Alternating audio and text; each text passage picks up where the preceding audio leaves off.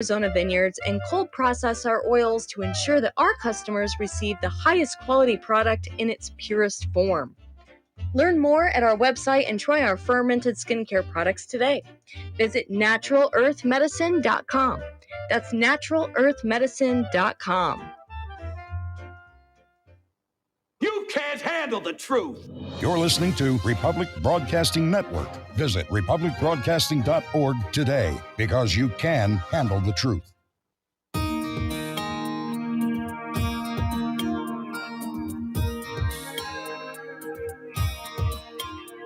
The American dream has become a nightmare. Signs of the time are on cardboard on corners in town.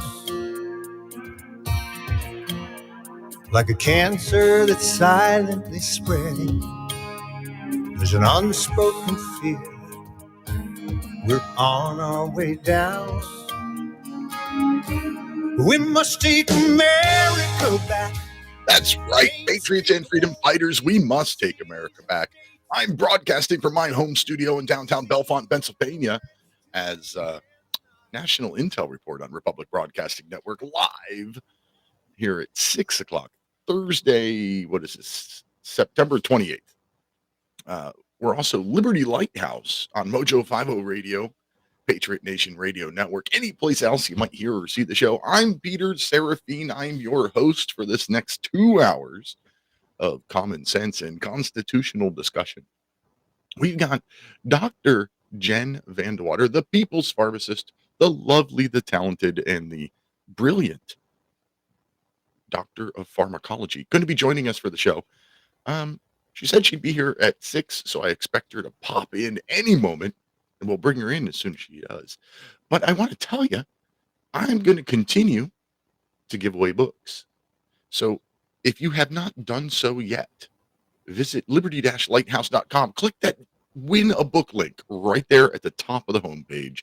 Win a book at liberty-lighthouse.com. I've got 3 books. I'm going to give away one of each of the 3 of them tonight. And you know what? I'm doing a show on Sunday. It's called Off Track. I'm going to be doing the Off Track Syndicate as a guest, promoting the newest book, A More Tyrannical King. And I'm going to give away books on their show too.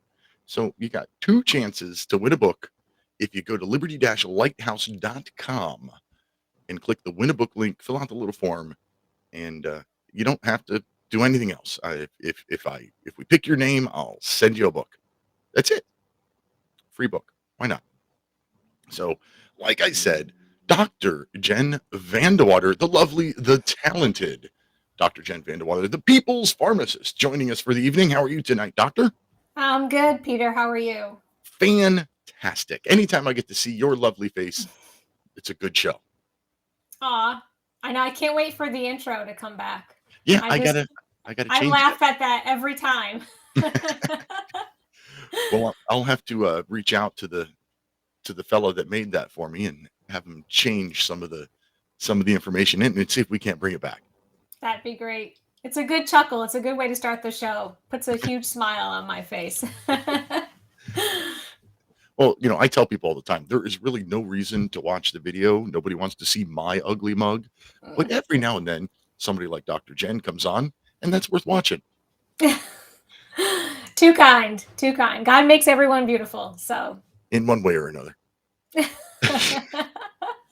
I sent you a list of things that all related to mental health. Mm-hmm. And I wanted to talk about them because I really think that mental health it's in like the top 3 problems of our country. I think the crime problem is related to mental health. The drug problem is related to mental health. The transgender explosion that's going on is related to mental health.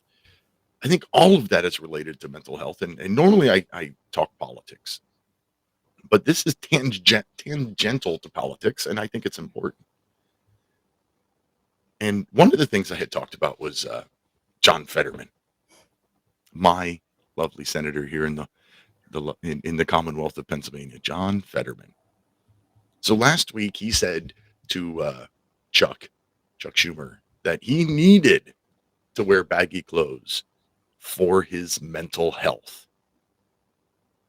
That, I mean, baggy is one thing, but the guy dressed like a bum. Mm-hmm. I think that the idea of dressing like that goes directly against mental health. You know, I always feel good when I put on a tie. Like I'm actually my oldest son is getting married a little over a month. And I Nice. asked him, you know, what's the dress? Like, are you and your boys wearing tuxedos? And he's like, yeah. And I'm like, good.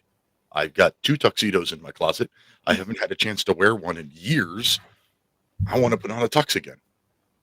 You just feel good when you dress up nice. I mean, a lot of women talk about when they get their hair did or their nails done or whatever, they feel better. Mm-hmm.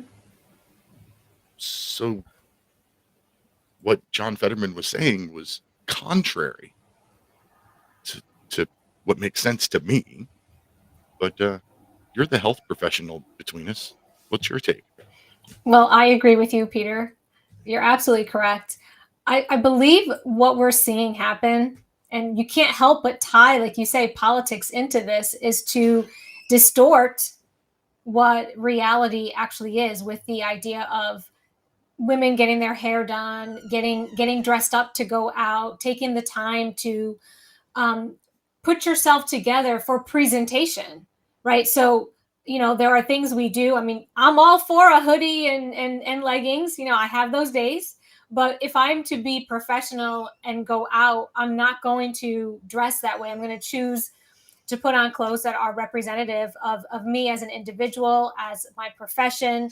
And there is a sense of helping your mental health when you do.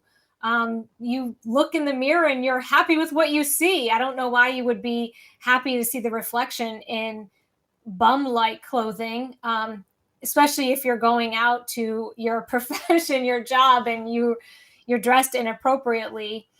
And I believe that this idea, I mean, we know mental health is real, but to take it to the next level where you use it as a crutch to say, this is why I have to wear certain clothing.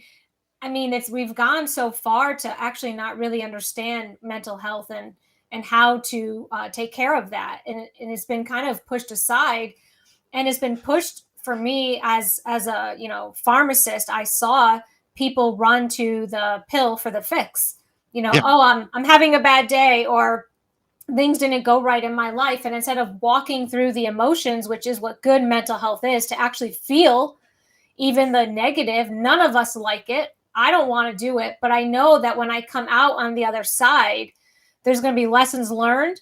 There's going to be growth. There's going to be strength. And I'm hoping for other people, as it is for me, you connect with God because you're leaning on a source higher than yourself to get through that difficult time. And I believe Big Pharma's agenda is hand them the pill, and you lose that connection with yourself and with your creator because you're focusing on just getting beyond that negative emotion and getting back to the happy times or the high times of life. But life is the ups and downs, the peaks and the valleys, and it's in those valleys where we grow, and then we get to that next peak and we get to enjoy it. I don't know how someone could enjoy that not having gained walking through the valley and looking to something to kind of cover them, for that time as a quick fix, as a medication.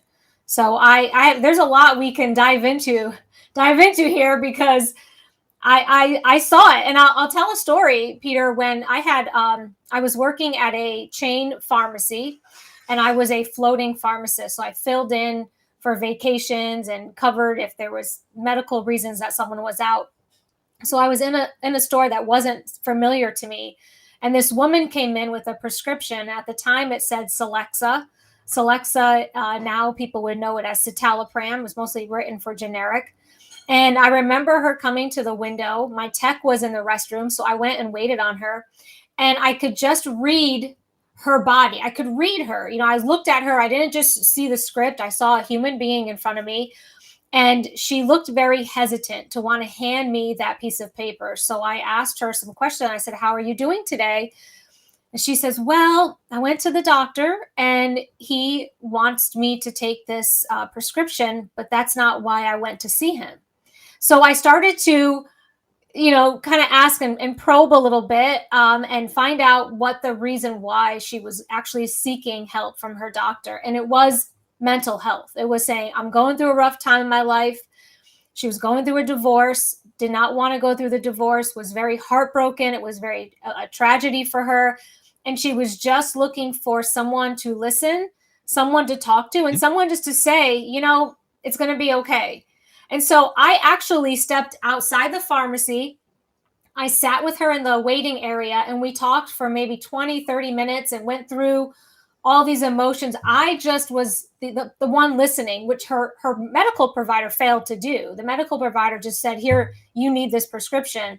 So I explained to her, listen, I said, this is a rough patch for you in life right now. I don't know if you want to start this medication. Here's my advice. It's good for a year from the date written. You've got a whole year to decide if you want this. Hold on to it and see how you feel in a month, 3 months, 6 months. You have this as your backup if you're not making it through like you thought. And she was like, really? I don't have to fill this today? If I don't fill this today, I'm going to be okay. And we talked things through and she was so, I watched her whole body language change from being hunched over and unsure and very depressed to actually being empowered and owning her own health and making her own decisions and not listening to a medical provider who just wanted to write the script and send them on their way, and taking that time. I mean, I can't recall her name. I just see her face. It was so many years ago, and it wasn't my normal pharmacy to practice in, but I felt good. I actually helped someone, who could have started a medication, which could have led to other medications, the big pharma agenda. And she actually was empowered for her health. Now, I'm not saying I'm against people who have real medical conditions, but I really caution people to start a pharmaceutical first if you are going through something, because the pharmaceutical becomes a crutch and it leads to other issues and complications down the road, and you could have prevented it without starting that medication. Yeah, and there's plenty of unhealthy ways to deal with those peaks and valleys. I mean, I had my self-destructive days when I was going through some of those low times. Um, just before I met my beautiful wife, I was broke. I was paying, over half of my income in child support. I had to have insurance on the kids and all this. And no matter how much I worked, I was just broke. When she and I first started dating, we had to sit down, before we left the house. We both are coffee junkies. We both love our lattes, and she likes mochas, and we would have to stop before we left the house and say, do we have enough money? Do we have the $10 that it takes for the two of us to buy coffees if we leave the house? And now that I'm so blessed and so happy and so comfortable in life, I intentionally stop and think about that and bring it up to her in conversation and be like, do you remember when we used to have to stop and think whether or not we could afford to go buy 2 coffees at McDonald's before we went for a drive? Or, budgeting gas money and things like now we see something we want, we buy it. I mean, I bought a freaking house on a whim not long ago. 2 doors down from me, old couple had to move out and get something smaller, and I bought it. They hadn't got it appraised, hadn't been to a real estate agent or anything. I made them an offer and they took it. I sold it 3 weeks later, but the idea, there was a time when I never thought I would own a house again. Mm-hmm. And for 3 weeks I owned 2. So, life is good, but it's made even better when you look back at those things. I'm fortunate in a lot of ways. I know I've told you this before. I don't take medication. Lately, for the last several months, I've been on one. I'm on meloxicam. I have both tennis elbow and plantar fasciitis at the same time. And nothing I've done therapy. I've changed shoes. I've gotten orthotic inserts. I, got braces and stuff to wear. I have to sleep with a thing on my arm, like all kinds of stuff. It's my job. I'm a mailman. I use my right foot and my right arm all day long, every day, 500 times reaching out at weird angles to open mailboxes and stuff like that. It's part of what I do now. And I don't want to be on that, but it's the only thing I found so far that makes it tolerable. I want to get off of it. And the thing with you, Peter, is you're aware. That's the key. And anyone that has to, when you've tried other options and they have not worked, and then you find something that doesn't, even if it is a pharmaceutical, you're aware that, okay, long term could lead to other complications. And I'll advise you the complications that medication will lead you to is gut issues. Mm-hmm. So it's Which is really great for a guy who's already had a bout of diverticulitis once. See, yeah, so you don't want to run into that again. And it's really important to take it with food when you do take it so that it lessens that risk. So you're well aware, and you're going to say, okay, I'm going to use this temporarily, get me through. Hopefully I can assist my body in healing, and it'll come back to the way it was, and I won't need this long term. But unfortunately, people who are not aware, they go to their medical provider and they hand them the prescription, and then they end up taking it long term, end up into another issue which was caused by that one. They go back to the doctor. The doctor doesn't think to look at the medication. They just write, oh, now you've got acid reflux. Okay, here you go. Here's another one. And then that turns into, and it just keeps compounding. And being on a lot of medications actually will affect your mental health as well. Well, yeah. I mean, right? I mean, it's so scary when you actually look at everything weaves together. It totally weaves together. And I feel bad for people who reach a point where they're like, what do I do? How do I come off of, I've been on all these medications for a long time, and some of them they might have to stay on because your body becomes accustomed to certain things, and it's better to just stay. But there's a lot of unnecessary medications that people could, with proper guidance, be deprescribed off of the unnecessary and be able to find alternatives, whether it's supplements or diet changes, lifestyle modifications, even allergies. What if it's an allergy and you're inflamed due to an allergy? I mean, there's so many things we're looking at the body as a whole instead of looking at just, the one issue and being treated. I actually had a patient one time. Oh my goodness. This lady was on like 20 plus medications, but loved them. It was all she had. I don't think she ever ate. I think she just took prescription medications. And she was a bit addicted to those hardcore ones. And so she came in one time and she was taking one of the hardcore, I'm not sure if it was like oxycodone or Oxycontin, I can't recall, but she was using it for back pain. Well, she fell and hurt her wrist in the fall. And so she came in and said, I need to go see my doctor and get another pain medication. And I said, why? She goes, well, now my wrist hurts. And I go, well, you do realize that the medication you take for your back pain travels through your whole body and will help your wrist pain too. Like, it's just the mindset is it's for one specific spot, right, and not for the whole. Yeah. So, I mean, I've seen so many things, and I've seen good stories, I've seen sad stories, and it made me realize that we've lost connection with the people. We've lost connection on how to empower people. Like that one lady that day. I mean, she left with her head held high, and it just gave me a good feeling to know that she was helped. Not lead.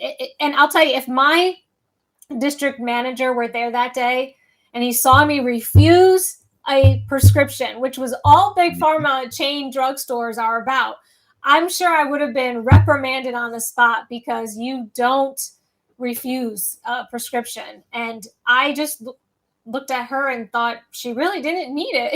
I didn't want to just go ahead and start her on a antidepressant when she was just going through a rough patch in her life. Yeah. Well, there's a lot to be said with the relationship with your doctor, and we've spoken about this in past episodes.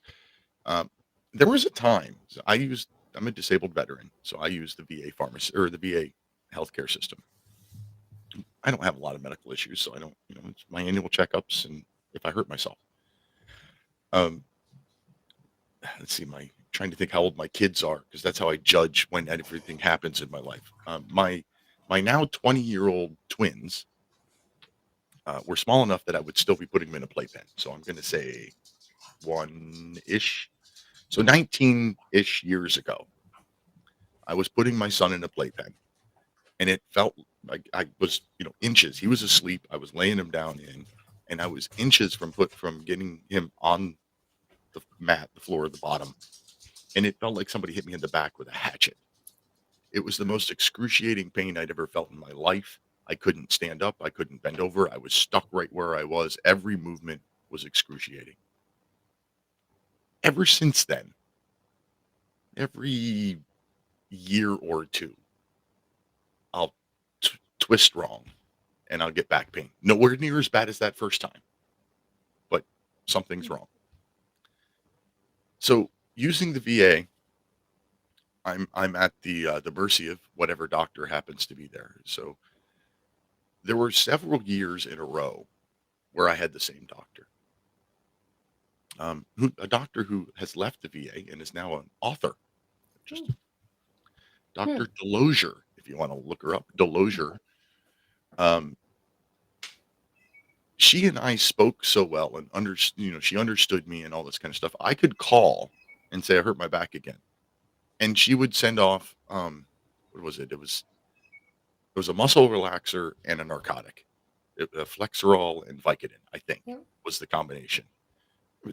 And it was really just to loosen me up enough to move and take the pain away and well enough that I could walk, and that was it. And I only took them. Again, I don't like taking drugs, so I would only take them for like 3 days. But today, imagine that today. Imagine calling a doctor that you don't have that relationship with. Like since she left the VA, I've had probably 5 other doctors. It's been a rotating door of doctors. I don't have that relationship anymore. She knew I wasn't a med seeker. She knew that, I don't want this stuff, but it's all and she would send me narcotics based off a phone call. Now, that might not be the proper thing to do from the medical side, but she knew me. There's a lot to be said about that relationship. I told you the story before, the one time I went to my doctor. I go to the doctor. I've got horrible back pain, different than this back pain. And the nurse comes out, go to the triage nurse, and they put me in the room, and I sit down for the doctor. And the doctor comes in, he pokes around, asks me some questions, and sends me to physical therapy, and probably wrote me prescriptions or whatever. None of that's relevant. I get to physical therapy, and it was the physical therapist who came into the waiting room to get me, not a nurse. And when I started walking down the hall, he watched, and he said, "You're limping." And I said, "Yes." He goes, "Do you always limp?" And I said, "No." He said, "Back pain doesn't cause a limp." I'm like, okay. He laid me down on my back and did something. It was my SI joint. My sacroiliac joint was out. Mm-hmm. To me, it felt like back pain. But once he saw me limping, like in 5 minutes, I walked out of there with no limp and no pain. Amazing. But because the nurse apparently didn't know to, she's there to do triage and check me in. And then the doctor, he didn't have me stand up and walk around when he was poking at me in the room. We don't have that connection anymore. Had the doctor seen me limp, he might have done the same thing, but he didn't see it. So there's a lot about that relationship that needs to come back. And I don't know how that happens while we have the giant medical establishment that we have in the world today. Yeah. And what I noticed, and I haven't been in years myself, because I realized as a health professional, and the way I was even treated going to, like you say, those just annual checkups, you are not even looking at the provider anymore. Their back is to you and they're typing away on a tablet, and all they do is turn around and just say, "Okay, let me look here," say, "okay," and they turn around and type again. And I'm like, are they, what is this? Like, there's no communication. There's no looking at each other. I mean, I couldn't tell you what the front of them looked like as much as the back of their head, because their back of their head was always to us. And I started to think that maybe, yeah, we're heading out. We'll come back and pick this up. That's right. 3 minutes, my friends. Commercial break. Be right back.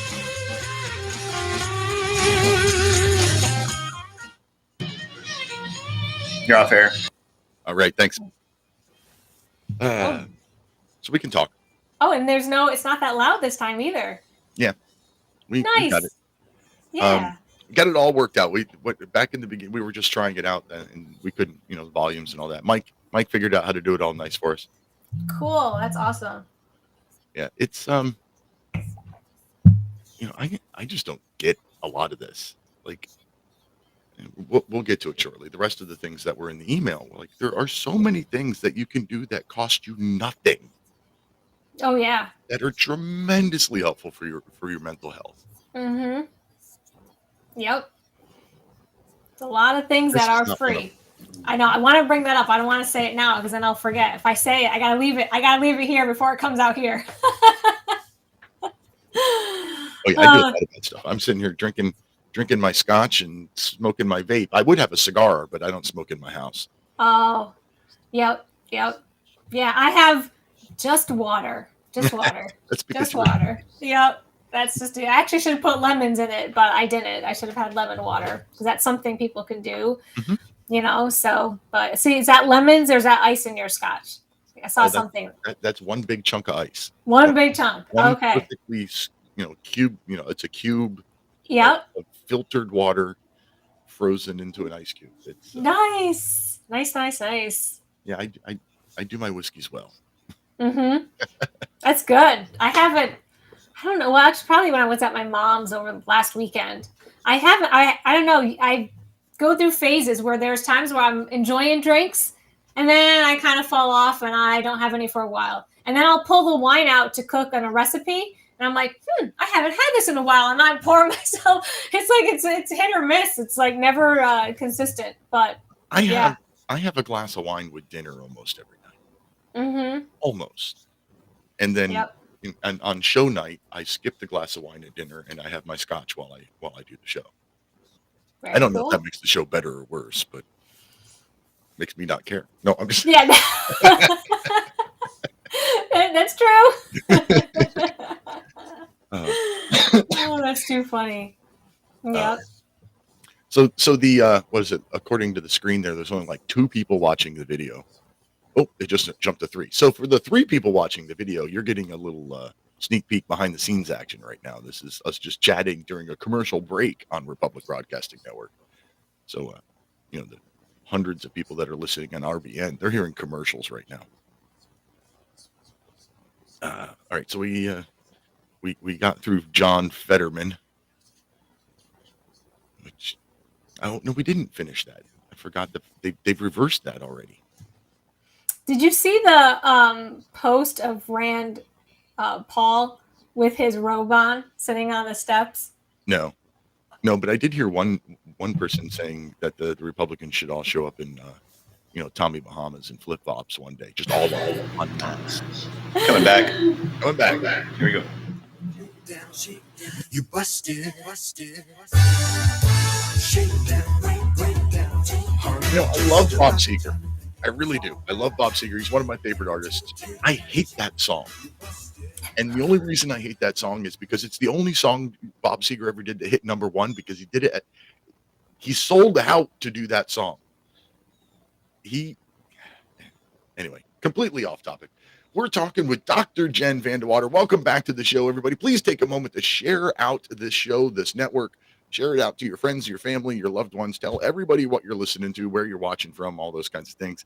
Help us get past those anti-right side aisles or right side algorithms. So yeah, that's the best thing you can do is share out our stuff, buy our merchandise, use our promo codes, do whatever you can to support all these free speech networks.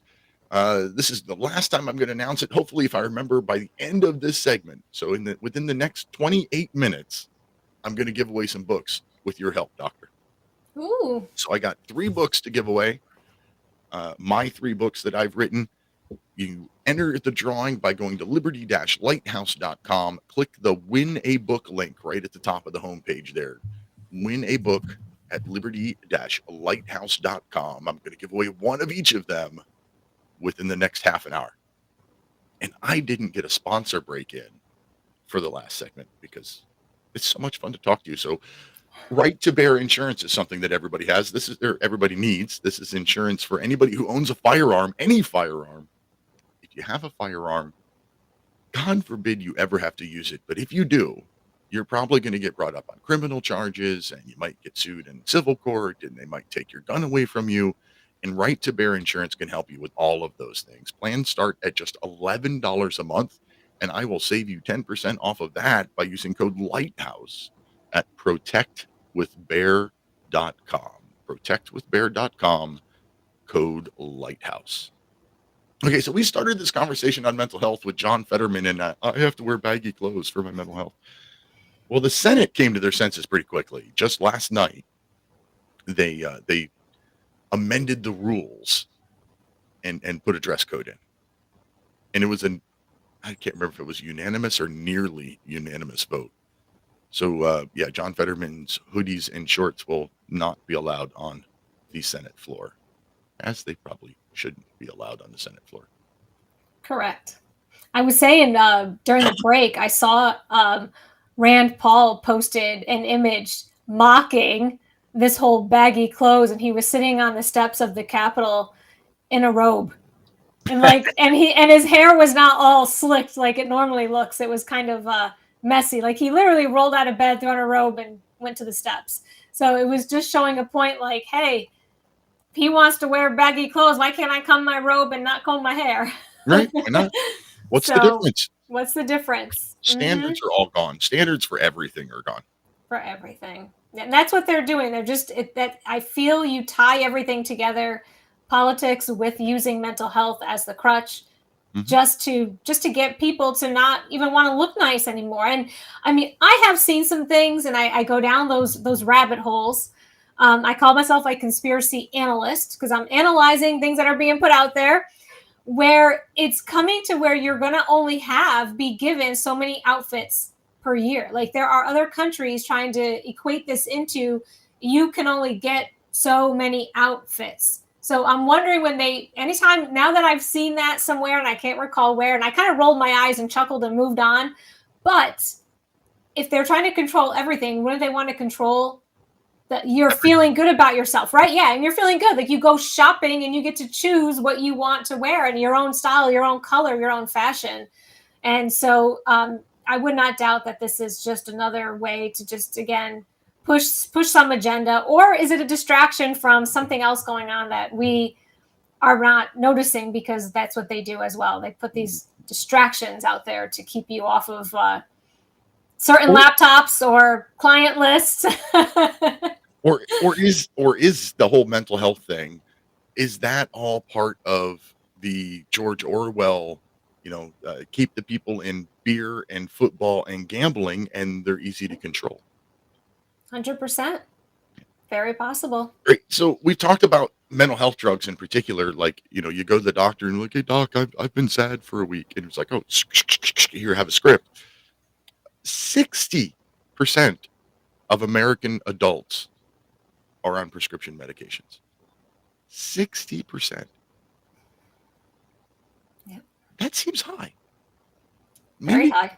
I'm odd. Maybe I'm odd. That seems pretty high. So we talked about there's a lot of things that you can do for your mental health that don't cost a thing. One we talked about in the first segment was, dress up nice every now and then. One of the probably hardest things to do when you're depressed is make a schedule and stick to it. When I joined the Navy, went to bed at the same time every day, got up at the same time every day, ate all my meals at the same time every day. And I think that had more to do with my both physical and mental fitness than probably the exercise that I was doing. The regimentation of that. It's one less thing to worry about, one less thing to stress over. Yeah, routine is good. Routine is very good for especially if you are struggling. And a lot of times when you are going through something challenging and your mental health is not as strong as it usually is, your sleep pattern actually is disrupted. So it's actually important to set yourself into that routine. And even your eating schedule can be disrupted, because some people who are super stressed become overeaters, and others they Don't stop eat at eating. all. Yep. Yeah. And so it's really important to keep somewhat of a routine for that, to keep it is for your mental health, that you just stay, okay, I know 10 o'clock is my bedtime, making sure I go to bed at 10 o'clock. And it helps keep that check in your mind, like you're checking off, I'm doing what I've always done, and it'll help you get through it.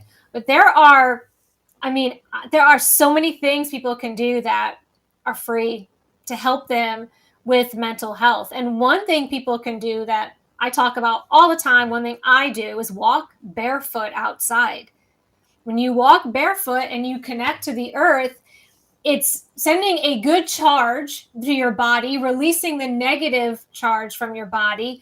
And in doing so, it balances out hormone levels, which can be out of whack if you're going through something. It's not that your levels are imbalanced from, things, and, oh, you need medication to put it back. No, it's just under stress. Stress increases other hormones, which decrease other hormones. It's all the game of up and down, arrows, ups and down the whole way through. And so when you walk barefoot and connect to the earth, your body is kind of rebalancing and coming in naturally. 10 minutes of walking barefoot does amazing things to your overall health. Not to mention, it feels really cool to squish the earth in between your toes. Yes. Whether it's sand or dirt or grass, it's just moss. I love finding moss. Oh, it's like so cool to find the really soft spots and walk through. It's like nature's carpet. Yeah, like I totally agree. It's so super good. And I've had people say, well, my goodness, it hurts to walk on rocks. Well, don't walk on rocks. Like, okay, I don't know why you're choosing. It hurts when I do this. Yeah, I don't know why you're choosing the rocks. Like, there is grass and there is sand and there is, dirt and other things you can walk in. If you can get to a lake, walk on the beach of the lake. And what's really important too, if you're walking on the ocean or the lake, is get your feet in the wet sand. If you're in the wet part, it actually has it's a better conductivity. I was told that by someone who's a real expert in grounding, and I thought, oh, that's interesting. So that's really good to do. But yeah, grounding is really, really important. While you're out there, turn your face towards the sun. Vitamin D that we get from the sun helps boost your happy hormones. So you actually get the sunlight on your skin, gives you a little cool color, especially when you're stressed out. Your color probably is not, you're probably a little pale because you're under a lot of stress. So get some color on your skin, and then do deep breathing. That's one thing people don't think about at all when they're stressed or their mental health is in jeopardy. We actually tend to have shallower, less breaths when we're stressed out. And that decreases oxygen to the brain, to the organs, and increases stress. And your body is thinking, red alert, we're not getting the oxygen we need because you're shutting down in that fight or flight. So deep breaths and then focusing. And another thing that people can do for free is pray. I mean, just reach out to God and he'll be there. I'm not a terribly religious man. Never have been. But even looking at it from a scientific basis, like looking at the studies that have been done, just the act of prayer is good for you in your mental health. Whether or not you believe you're praying, just voicing the prayer is good for you. And I don't know.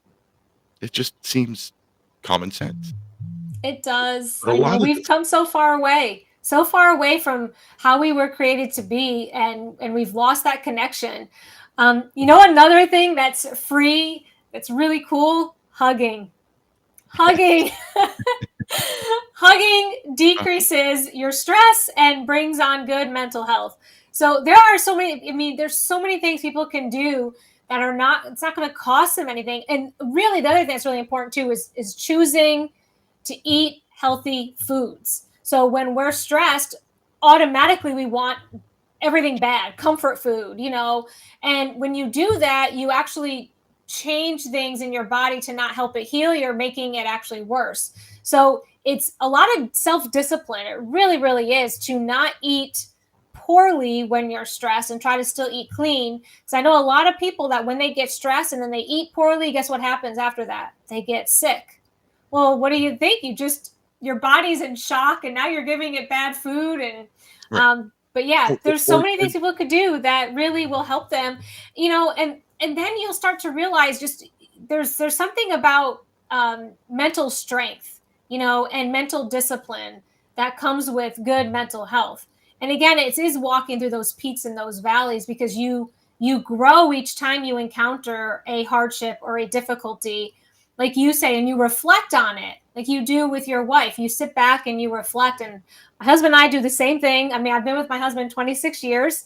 He met me before I even entered pharmacy college, at the days, like you say, where you were a rough go at it for a while. And we look back and reflect and have thankfulness and gratitude for the blessings we've received. And it's not that it's always been the peaks. We've both had to walk through some valleys too, but it's all a part of growing and learning. And it's what life is, this experience of life.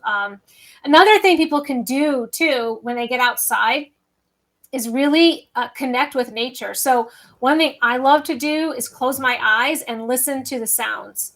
Like right now, I don't know how it is by you, but the crickets are so loud right now as it's going into fall. I have one of those nighttime noise generators, and the cricket sound is the one that we put on almost every night. And I want to say hi to my half sister Kate, who is watching over in Facebook. Thanks, Kate. We're talking with Dr. Jen VanDeWater, the people's pharmacist, and I didn't even give out the phone number for people to call in with questions and comments and stuff. I'm terrible at this. So this is a live call-in show, 512-248-8252. If you want to call in and get on the air. If you don't want to be on the air, but you want something you want to get off your chest, or a question you want to ask, you can text that to me at 64 my rights. That's 646-974-4487. So what we got so far is have a routine with your sleeping and your eating and all that kind of stuff. Discipline about not eating the junk, but discipline also starts with make your bed when you first wake up in the morning. If before you do anything else, okay, maybe go to the bathroom, but before you do anything else, make your bed.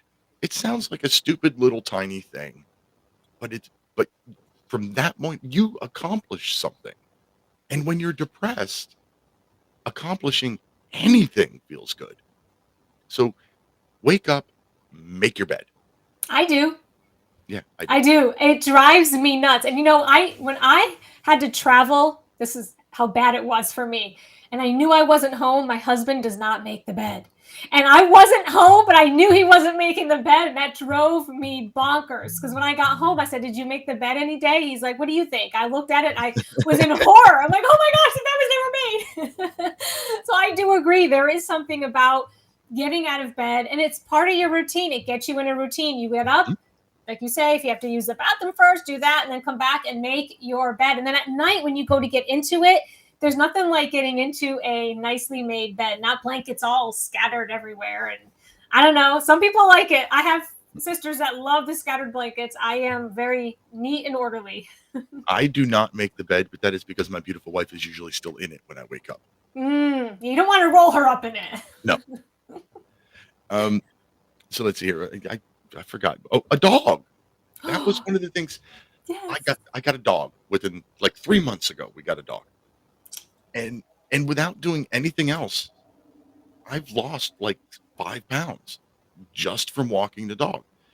Not that I'm a overly sedentary person. I have an active job, but having the dog means that at least twice a day I'm taking him for a walk, even on my day off, or I'm taking him for a walk at night after I've eaten dinner, and that has been the only thing I can think of that changed about me, and I've lost a couple of pounds. It probably is. And they're good. They're so like loyal, and when you pet the dog, when you actually connect and pet them, there's an exchange of energy. Again, we kind of lost connection with that, having that relationship with an animal. And when you pet them, you lose it, it changes your mental state. And there's an exchange of energy. They're giving you their jolly and happiness and all the things that they have. They're sending it to you, and it increases your happy hormones. I have a dog too. I've had him, my goodness, now going on 7 years. So yes, don't want to Well, be without him. well, yeah. If you've got a dog like mine, you don't have a choice but to pet him. He'll run up and stick his nose like right up under your hand, like, okay, it's pet me now. I love it. Yeah, mine likes to be, actually, I don't know if you saw him at all. He did walk in. Oh my goodness. That's my Dexter. Aw. Beautiful. He's So beautiful. we think he's a border collie Pomeranian blend. He's a little Wow. tiny bit smaller than a border collie, and he's got a curled tail and like a Pomeranian. So and the person that we got him from said referred to him as a Pomeranian mix. So like I said, it looks like a border collie. So we think he's a Yeah, border. so they look more like a collie. Yeah. Yeah, No, he's it's great. he's got that big big tuft of white hair in the front, under his chin, in front of his chest. Oh my goodness. Yeah, So that's Dexter. adorable. We like Dexter, but yeah, there's so many things that you can do for mental health, and mental health is everywhere. And okay, so you said praying. Well, that leads me to the next thing, which is not just faith, but community. Why? There's a horrible, horrible attack in this country on anything community. Like, no, you can't do that. The federal government has to do it for you. You're not allowed to do these things for yourself anymore. Let Big Brother take care of it for you. And that Yep. we need to get back to, going to church where you see the same people every week and doing things together as a community. One of the projects I've taken on in the last week or so is I am gathering petitions and doing a fundraiser and all kinds of stuff to create an off-leash dog park in Bellefonte for my Dexter, of course. Of course. What Forget a the good rest of the dad dogs. you are. Forget the rest of the dogs in town. It's for my dog. But that's forced me, like I carry around in my pocket little business cards with the the change.org petition address on it, and I hand them out anytime I see somebody with a dog. And just today I was laminating flyers that tomorrow, my day off of work, I'm going to walk around town and put up. And then October 16th is the borough town or the borough council meeting where I'm going to present it.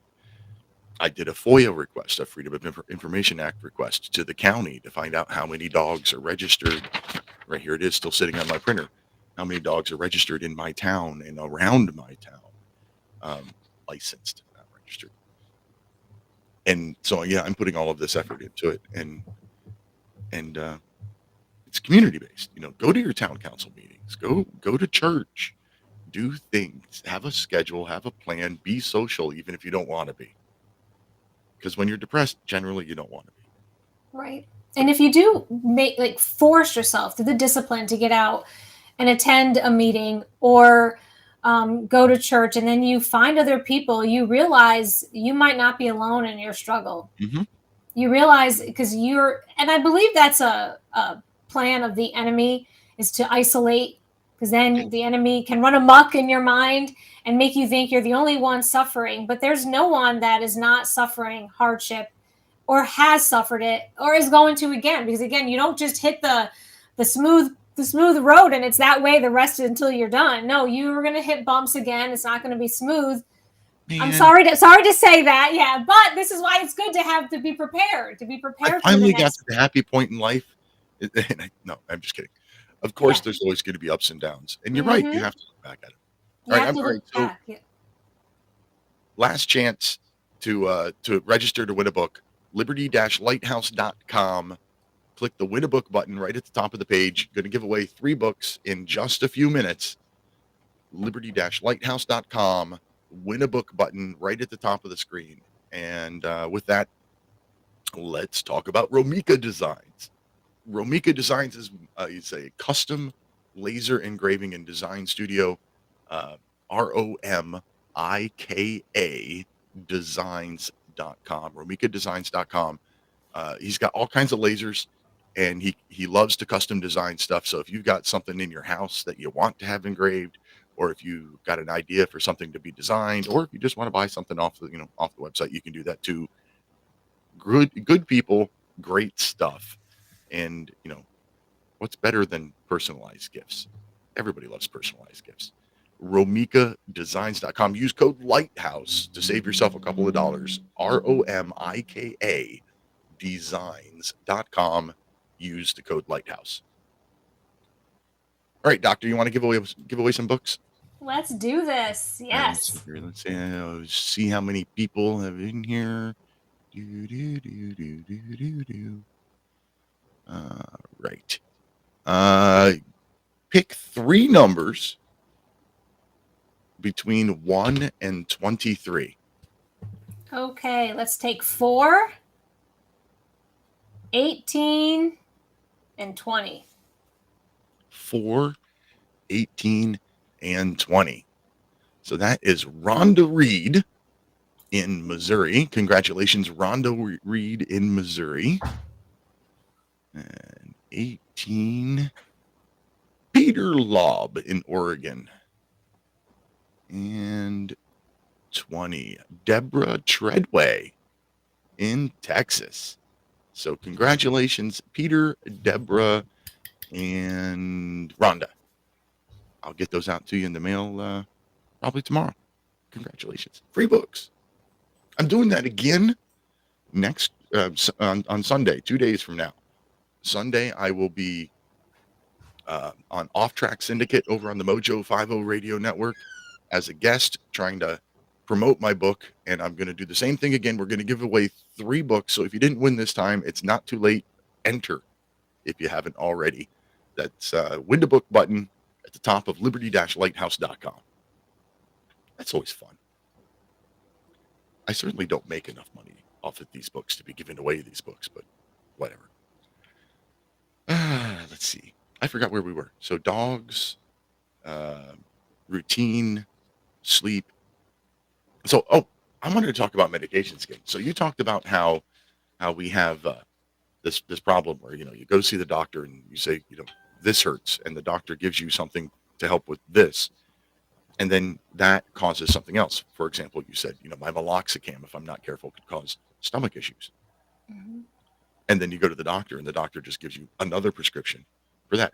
For all of you listeners out there and all of those pharmaceutical ads that you see on television or hear on the radio, how many of those ads are for drugs to counteract the side effects of other drugs? Targeted dyskinesia because you're on an antipsychotic medication, mm-hmm. and you've got a twitch now. So now there's a drug for your twitch caused by the drug for your antipsychotic. It's a horribly vicious cycle that almost looks like it's engineered. Oh, most likely it is. Yeah.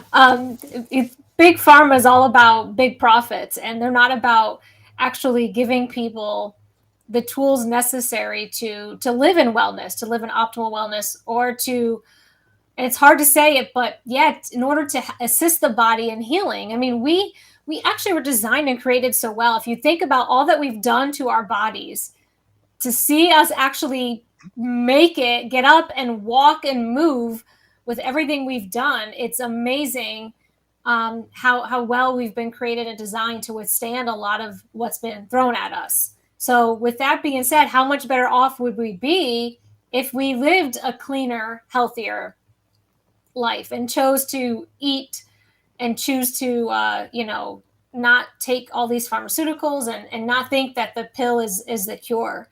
The pill leads to more. And that's what I saw in practice. It was so many young people on so many medications, and it was going younger and younger and younger. And you speak about pets. I had patients who had their cats on antidepressants. Like, wait, I used to think, but it's a cat. Cats are not like a dog. If you want an active animal, get a dog because your cat's just going to sleep all day and then want to play with you when you're sleeping at night. Right. And I just Cats are crepuscular animals. They're most active at dawn and dusk. And sleep during the day and the night. Yeah. Yeah. So, I mean, I just saw so many different things. And I also noticed that our, geriatric, our elderly population, were being just over medicated as well. And as people age, and this was what I saw too happening, you age and you get a little depressed because you can't do what you used to do. Mm-hmm. You're a bit bummed. And instead of helping someone cope with aging, what do? Throw an antidepressant at them. I can't tell you how many patients I saw that were over the age of 65 on multiple antidepressants because, well, one's not going to help. If you're really not addressing the root cause of the problem, throwing medications is only going to fix it for a short window, and then you're going to have to keep adding and adding and adding because you're not really addressing the issue. You're putting a Band-Aid on a gushing wound. And so, I saw so many older people, and actually I had patients of mine. I worked in a long-term care pharmacy that we were packaging medications for people in the community as well as assisted living facilities. And this one couple, just a sweet couple, called one day because their wife was falling and it was due to being over-medicated. Stopped her meds, she got better. That doesn't surprise me at all. Hey, it's break time again. Just flies by when you're with me, Doctor. I know, I'm having a great time. Good. Back in 3 minutes.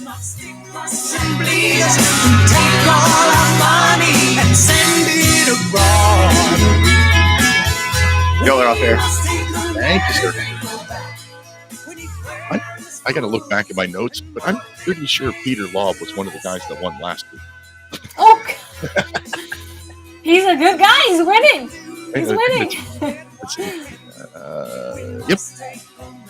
Because last week it was 3, 6, and 9, and he was one of them. He entered again. He entered a second time and won a second time. Look at him. Wow. Was it for books last time too? Yeah. Okay, just make sure you send him a different one. Extendivite really works. Just listen to what some people have to say. Several years ago, I was developing a very severe situation. I called it my flippy heart. You got all three. It was doing not good so things. I don't know what I'm going to say. And I did not want to go to a medical doctor because maybe he's going to I come out just knew they would give me a cover-up pill. I didn't want to get onto that sort of thing at all. When I learned it was garlic and cayenne, and cayenne is a healer. It is a wonderful herb. A little loud. I said, I think I'm onto something here. I'll tell you, I wouldn't be without it. It did wonderful things for me. Extendivite is only $69.95 for a 2-month supply of either capsules or liquid. Call now. That's 1-877-928-8822 or visit heartdrop.com. All of your testing, and now you're going to roll it out to millions of people every day. Yeah. Hello from beautiful Colorado. My name is Samuel Jung Kay, and I'm currently the lead Shilajit hunter and master herbalist for Colorado Shilajit. In this video series, I will be discussing what we believe is the greatest of all adaptogenic superfoods and the single greatest natural healing remedy gifted to us by Mother Earth. I think you too will become as excited by this incredible substance called Shilajit as we were and are after our discovery of this amazing gift right here in beautiful, colorful Colorado. You may already know Shilajit by other names. It's a good one by Sarah. Momio, Momi, like Mami, Mineral Pitch, Asphaltum, and others. Shilajit literally translates to destroyer of weakness and conqueror of mountains. Shilajit has been in use for thousands of years. Kate said that's so true. I don't know if she was commenting on Sarah or something that we said on air. Look for the gold mountain and medical symbol logo in banners on republicbroadcasting.org to watch the full video and see more information. Use code GORBN when ordering. That's GORBN. Dogs and cats. Hey there, are you going to wait till the cows come home to get your new ease-off drop and lift? What in the world is an ease-off drop and lift? Our Ease Off is a new tool to increase production for your meat processing company that will get that whole hog or half a beef on or off your rail with our remote control. That sounds great, but can I afford it? Sure, and the Ease Off installs fast. The effortless operation will reduce fatigue, speed up your line, and increase profits. Okay, I'm convinced. Where can I get my Ease Off? Go to easeoff.com. That's EAZEOFF.com. And hurry because we're offering free shipping for a limited time. Easeoff.com. We make pigs fly. Cows, too. Ease Off, LLC, 417-932-6419. You're listening to Real Talk Radio, only on the Republic Broadcasting Network.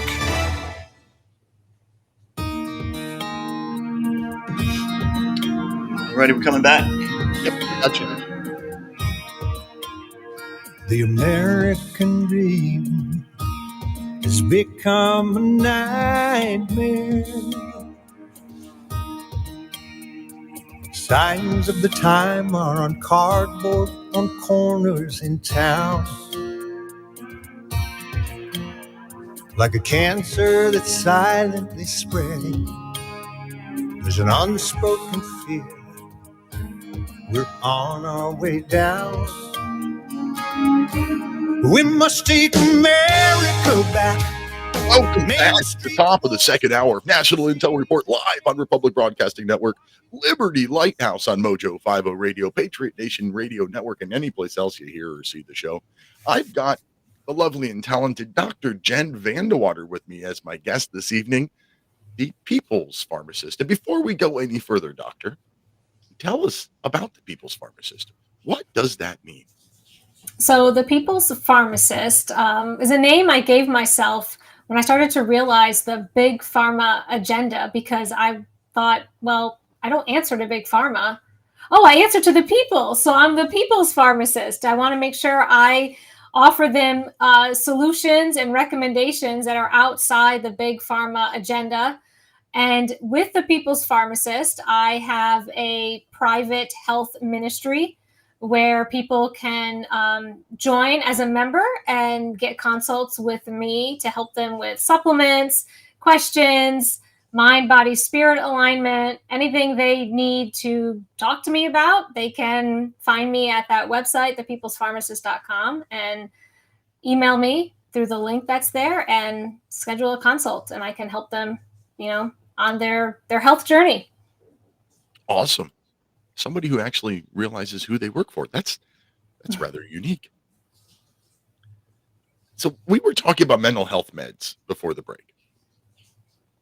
And I'm not a medical professional. I know there's the SSRI, the selective serotonin uptake inhibitors, and the SNRIs or something like that. I don't know. But it seems to me that how they work and what they do is complete BS and or maybe theory. Like nobody knows how this stuff works, right? Well, it's correct. And we're finding out new things more and more that serotonin is not just a chemical in the brain. It's actually a chemical in your gut. And a lot of times too, you can be depressed and not realize it's stemming from gut health, poor gut health. So a lot of times the foods we eat, the oils, if you go out to restaurant, they're not using good oil to fry their food in. They're not using a big vat of butter. They're using soybean, safflower, sunflower, vegetable, canola. Those oils are actually toxic and bad for our gut. And so when we eat that routinely, it disrupts the actual bacteria, good bacteria that are there to help digest and absorb the enzymes and nutrition from our food. And so what ends up happening is we end up having poor gut health, which could lead to some mental health issues. And it's not always just in your, the chemicals in the brain. The other thing I have heard, I've listened to Dr. Peter Breggin, and he has talked a lot regarding these chemical drugs. Now, there's no chemical imbalance till you start taking those drugs. It's just, listening to him is eye-opening. And I was like, well, he's been around for a while, and he's a psychiatrist, and he refuses to prescribe these because he says what ends up happening is now once you prescribe these, now you're altering the chemicals. We do not have chemical imbalances. We just have unresolved issues in our lives, childhood traumas, teenage traumas that end up root causing and us taking a foundation that cause us to react and have some mental, down days or some down times, and we're not actually dealing with the root of the problem. So I'm personally against these medications. I believe we can, with detoxing, with, gut health restoration, balancing the body back, the free things we discussed, I believe people can get back to good health, good mental health, and not have to need these poisonous medications that only could make things worse, not better. Well, you specifically, you talked about gut health. It's well known that pardon me, like 90% of our immune system is in our gut too. So, hey, that seems like if it's a big part of your mental health and it's a big part of your immune system, gut health seems pretty important to me. It's called the second brain for a reason. Not just because when you're hungry you turn into a different person. No, that's not why. But it's so important. And I'll tell you, I went through a stressful period, and my husband and I were out at our county fair. And normally, I smell that food, and when I'm stressed out, I want to down a blooming onion like there's no tomorrow because it smelled delicious. And I disciplined myself and said, I will not eat it. I don't know how the heck I made it walking around the county fair. All I got was an ice cream cone. Wasn't going to give up my maple cream. But I'm telling you, that greasy food I wanted in the worst way, and I didn't. And I really believe that because when I was stressed out and I chose not to eat the food that could cause me gut issues, I didn't get sick, and I was able to make it through healthier than I would have been years ago, because now that I've learned and I'm taking that, I take it serious. I mean, my husband gets a little annoyed because I'm so serious all the time. Like, why'd you buy that? I won't eat that. I won't eat that. And he's like, I had a feeling you were going to say that. So you're right. I will not eat that. Like, I'm very particular now. Once you know certain things, why would you want to do that to yourself? I mean, obviously I have birthday cake at a party. I like pizza, but I try to very much limit the stuff I put into my body that could be toxic and poisonous and cause gut disruption. That can cause an imbalance, which can lead to mental issues. It could lead to, like you say, immune issues and all sorts of things. So, well, we run out to every fair and carnival we can to buy fair food. Food is one thing. Good. I won't lie, it's good. We've all, my lovely wife, we've had a lot of discussions about, like, if either of us gets cancer, for example, we don't want chemo. We're like, if you can cut it out, okay, but we're not going through the chemo and the radiation and all of that nonsense. And we both believe that if you can't do what you enjoy, then what's life? Why bother? And we both really like food, but neither one of us is huge. We don't have obesity problems or anything like that. So food really isn't an issue for us. So yeah, when the fairs come to town, we run to the fairs because we both like fair food. It's funny because she doesn't eat very much, and we go, and I end up eating mine and then half of hers. It's a wife thing. I do the same with my husband. So when you tell the husband, I'm not going to eat that, does he say, yay, more for me? Yeah, pretty much. Yeah. The intent is, it's like, okay. He's like your 11 p.m. snacker. And I'm always yelling, said, you got to be intermittent fasting. I'm like, come on. He's like, I will. I'll intermittent fast tomorrow. And he never does. Like, I'm the one that's like 4 p.m. is my dinner. And I'm hearing him crunching on things as I'm going to bed. And I'm like, oh, he's eating. I'm so hungry right now. And I'm trying to do intermittent fasting because that's also good for gut health and, mental health. Why is that good for gut health? What? I see stuff about intermittent fasting all the time, and I think that just seems silly to me.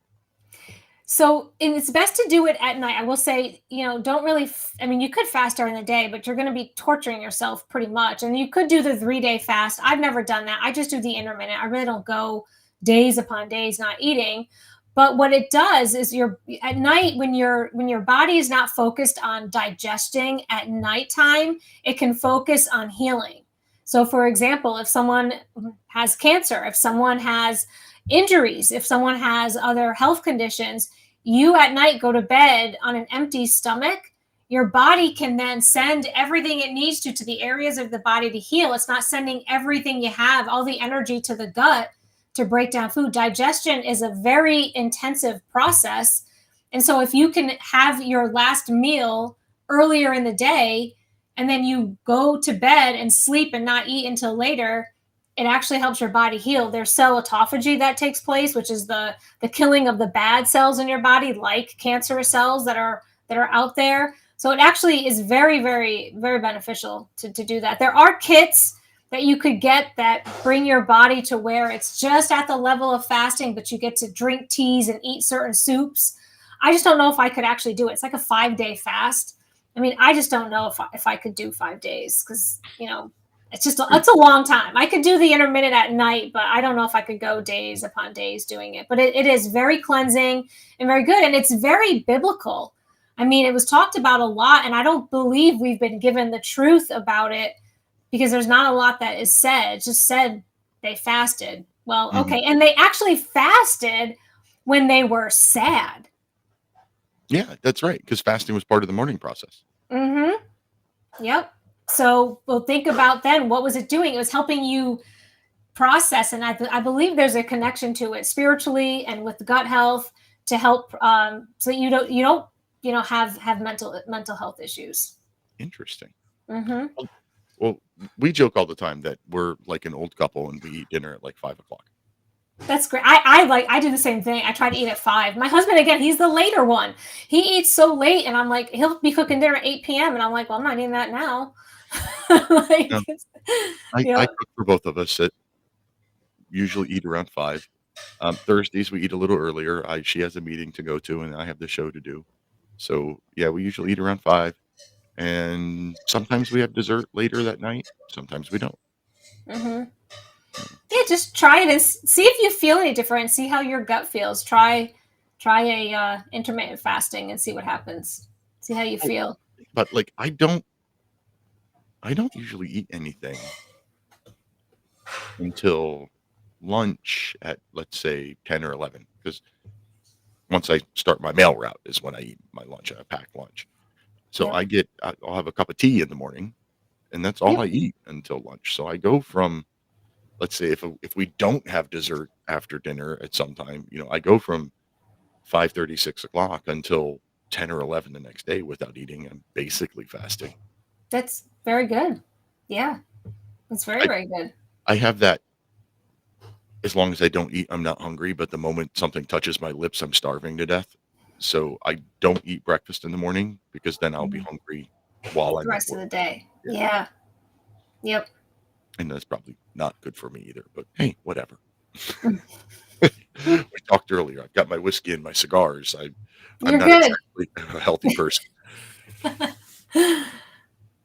Okay, so we don't know how these drugs all work. That the doctor that you just talked about, psychiatrist, won't prescribe them because he says they cause chemical imbalances. Why are there groups of people out there that seem to be celebrating mental illness? And before you answer, this is a live call-in show, and I believe this might be the longest I have ever gone without a phone call. Usually that means because they're enjoying the conversation and they don't want to interrupt. But it's a live call-in show. So call 512-248-8252, or you can text 64 my rights. That's 646-974-4487. All right. What did I just ask you? So there are people celebrating mental health. That's as far as you got. So why are there people out there celebrating mental health issues? Like, clearly some of these, at least some, I'm not going to say all, because all is a big, broad statement. Clearly, some of these newly found transgendered people out there have mental issues. Mm-hmm. Why is society celebrating that? Yeah, it's so what's right is wrong and what's wrong is right kind of a thing. And I can't believe some of the stuff we're actually seeing take place. But I believe it's a combination of many things. So first is our food industry is completely not there to be. Food is thy medicine. It's not medicine anymore. Food, if you 90% of what you see in the grocery store is not even real food. So you walk down an aisle and it's all processed, and people are eating that. So what that's again starting to do in your gut when you first get that, who knows how that's going to end up affecting your mental health. So people are choosing to eat, and they don't know, they're unaware. That's the first thing. They're really unaware. They think it's food, it's in the grocery store, but it's not. So the food, we are being poisoned through our air, water, land. So we're not getting the nutrients from things that we do grow, and that's affecting us. That's affecting us as well. So you're getting toxic food, you're getting toxic, environment, can bring up medicine and vaccines. You're being poisoned through overprescribing pharmaceutical medications with tons of chemicals in there that's not natural to the body. The vaccines are very much, it's been proven the amount of metals, heavy metals that are in the vaccines that are now being put into our body. I mean, you just start to add up these lists of toxins that have been hitting us since birth, some even pre-birth. Your mom goes to get her flu shot while she's pregnant. I mean, this is what's happening.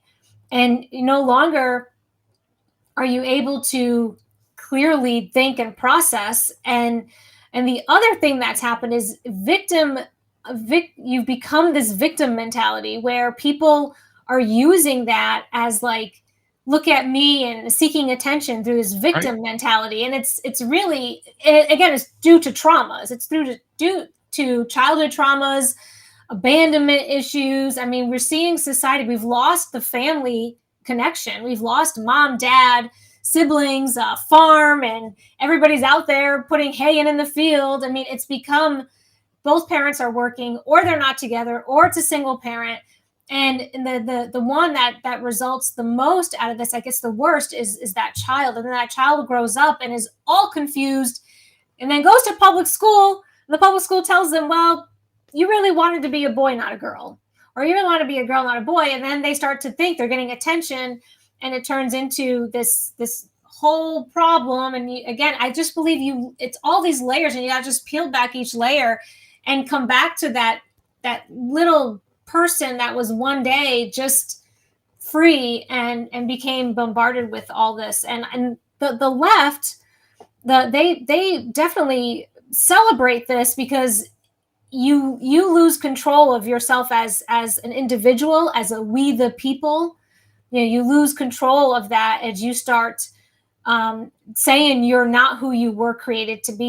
You're no longer sovereign because you've changed how you were created. You've changed your identity into something that you're not, and that gives the power over to those that are in control.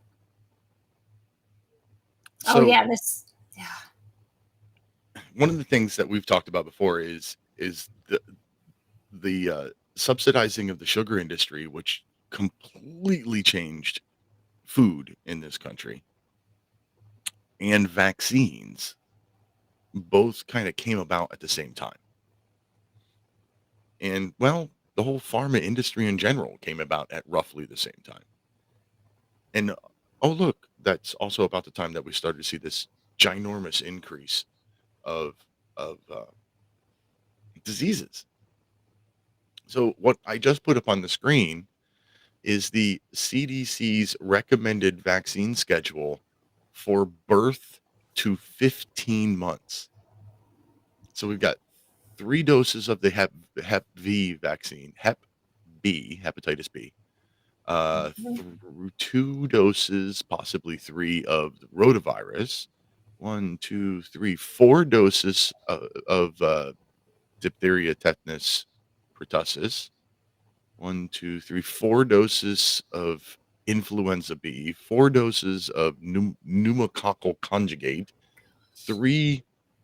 I don't know. I can't even pronounce half of these. Oh, look, 2 or 3 doses of COVID-19. Oh my goodness. 1 for influenza, 1 for measles, 1 for varicella, 2 doses of Hep A. So that's 1, 2, 3, 4, 5, 6, 7, 8, 9, 10, 11, 12, 13, 17, 21, 24, 26, 26 to 28, depending on conditions. Vaccines to be given from birth to 15 months old.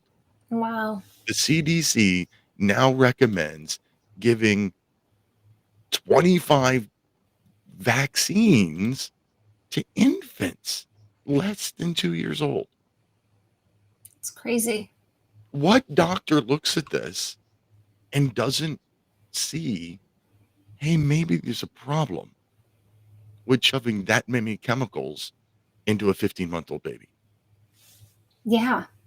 Thankfully, I will say a lot of mainstream medical doctors have awakened and see this and actually say, when you actually break it down, every one of these has a treatment option available. Like we were told that vaccines were because there were no treatments. You need the vaccine because you need to help your body build up immunity, because there's nothing you can do if you were to have this happen, which if you start to look at each one, there's actually treatments available. For most of them, yeah. Yeah. It's like, okay. There was a time when tetanus killed a lot of people. Doesn't really happen much anymore. No. But those that push the vaccines are going to say, well, that's because we vaccinate everybody for it now.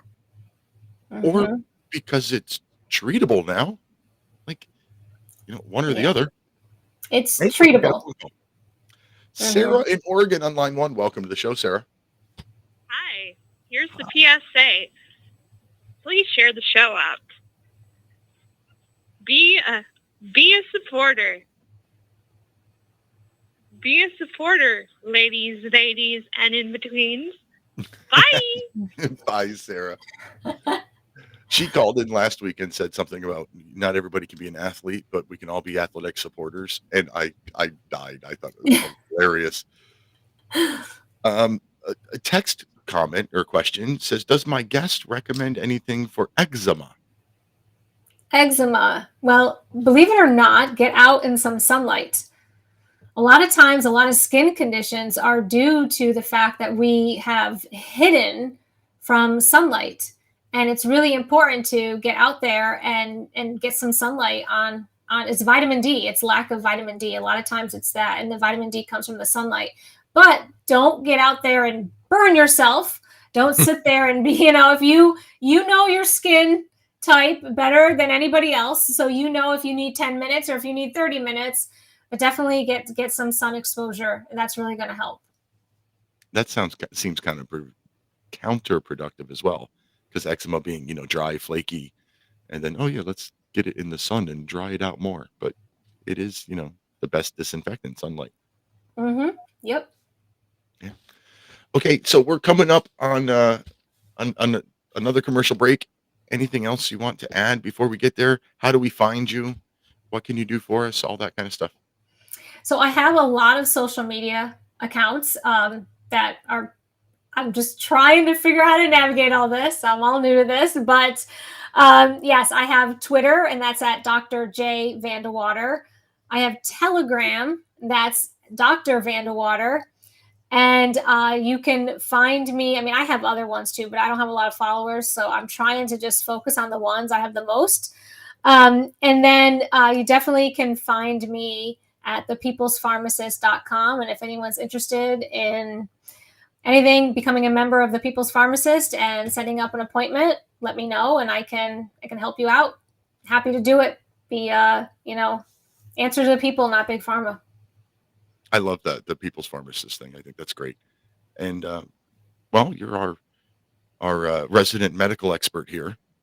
We appreciate you coming back every month, and especially this time you're sticking around for so long. Like we usually only have you for half an hour, and you've been here for an hour and a half already. Yeah, happy to do it. And I mean, definitely bummed no one's calling in too with questions, but that's okay. Maybe they'll reach out another way, but happy to answer questions anyone has and share more information. You got another half an hour in here, or do you want to go spend some time with your husband? I don't know where he is, so I could. I heard him. I did hear him out there earlier. I don't know where he went, so I'm good. I'm good. I can hang out if you need me to. All right. Well, it's break time again. I guess we're going to have Dr. VanDeWater for the rest of the show. See you in 3 minutes, my friends.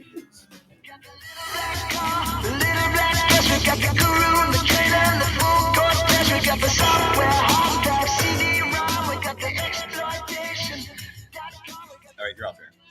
Thanks, Mike. It's funny as I heard mine come home.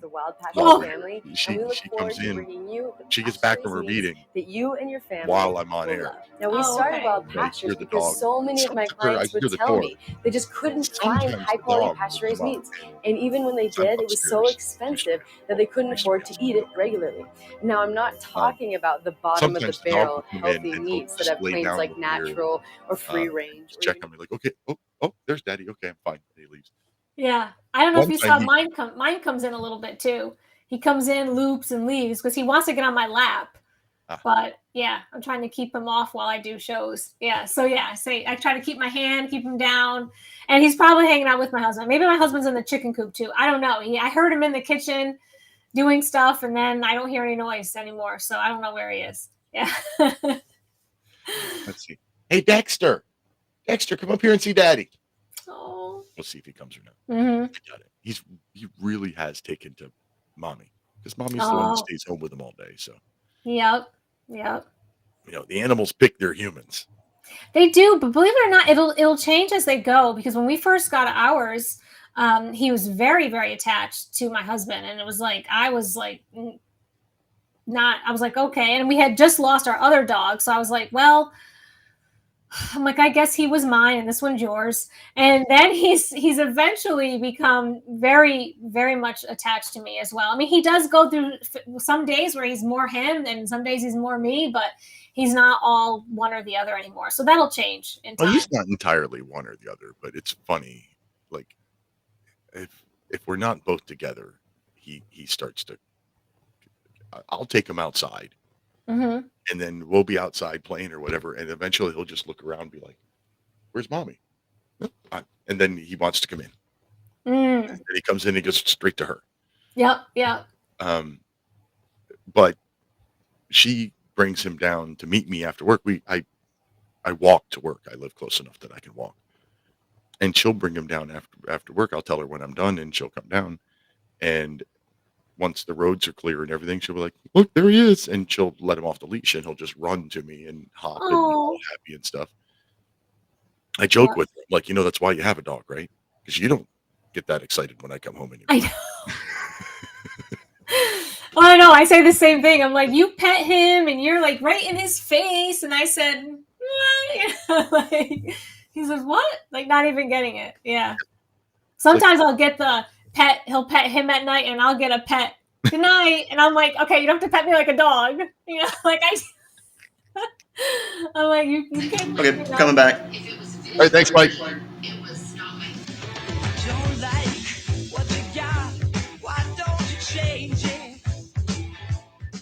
Appropriate song for tonight.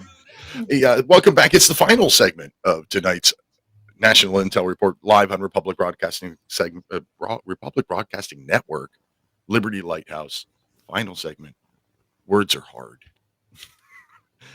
Oh, Dr. Jen, where should we go from here? We've talked a lot about mental health for the last hour and a half. I don't think I've ever had an hour and a half long discussion about mental health. I know it was a lot. There's a lot there, but there's a lot of layers. A lot of layers there. Mm-hmm.